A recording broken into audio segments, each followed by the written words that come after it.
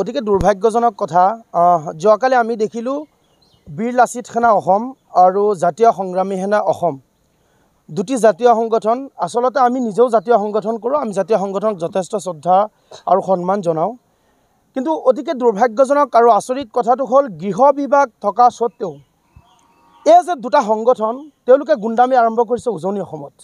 আমি অতিকে দুখ পাইছোঁ যে বিশেষকৈ আমাৰ মিয়া মুছলমান যিসকলে নেকি শ্ৰমজীৱী মানুহ, এই মানুহখিনি আপোনাৰ উজনি অসমৰ শিৱসাগৰ, ডিব্ৰুগড় বা বিভিন্ন জিলাত তেওঁলোকে শ্ৰমদান কৰে আৰু সেই ব্যক্তিসকলক তেওঁলোকে গুণ্ডাৰাজ চলাই মানুহখিনিক মাৰপিট কৰি অত্যাচাৰ কৰি পেলাই খেদিব বিচাৰিছে। হাতত হেংদাং ল'ব, হাতত কেতিয়াবা চিকনি ল'ব, লৈ পেলাই পিটি মানুহখিনিক খেদিব। আমি দুখ পাইছোঁ।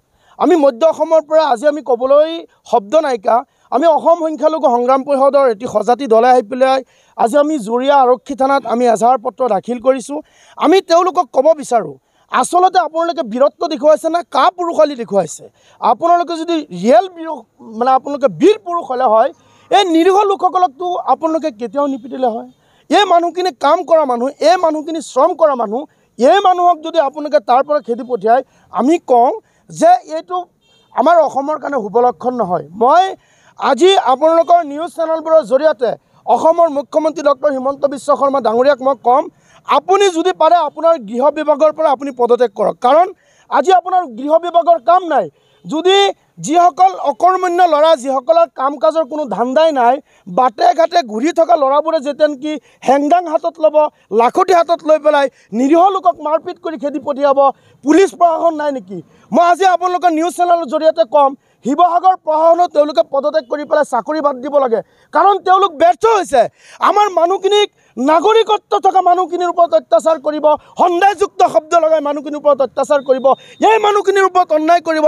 আৰু আপোনালোকে পুলিচ প্ৰশাসন আইন সকলোৱে চাই থাকিব, আমি ইয়াত বহি থাকিম নেকি? গতিকে তেওঁলোকক কওঁ, পুলিচ আইন প্ৰশাসন এই শিৱসাগৰ জিলাৰ সকলোৱে তাৰ পৰা চাকৰিৰ পৰা ৰিজাইন দিব লাগে। অসমৰ মুখ্যমন্ত্ৰী গৃহ বিভাগটো তেখেতৰ ব্যৰ্থ হৈছে। গৃহ বিভাগৰ পৰা অসমৰ মুখ্যমন্ত্ৰী ডক্টৰ হিমন্ত বিশ্ব শৰ্মা ডাঙৰীয়াই পদত্যাগ কৰিব লাগে। আৰু শৃংখল চলিহা চিতু বৰুৱা এই দুজন উদ্ভণ্ডালি কৰা যুৱকৰ ওপৰত যদি একশ্যন নলয়, আমি অসম সংখ্যালঘু সংগ্ৰাম পৰিষদে তেওঁলোকৰ প্ৰতি আমি বাৰম্বাৰকৈ আমি এজাহাৰ দাখিল কৰিছোঁ। গতিকে তেওঁলোকৰ ওপৰত একশ্যন লৈ যিসকল মুছলমান হওক, মিয়া হওক, অবিভক্ত ভাৰতৰ অসমৰ সন্তানৰ ওপৰত অত্যাচাৰ কৰাসকলৰ ওপৰত একশ্যন ল'ব লাগে।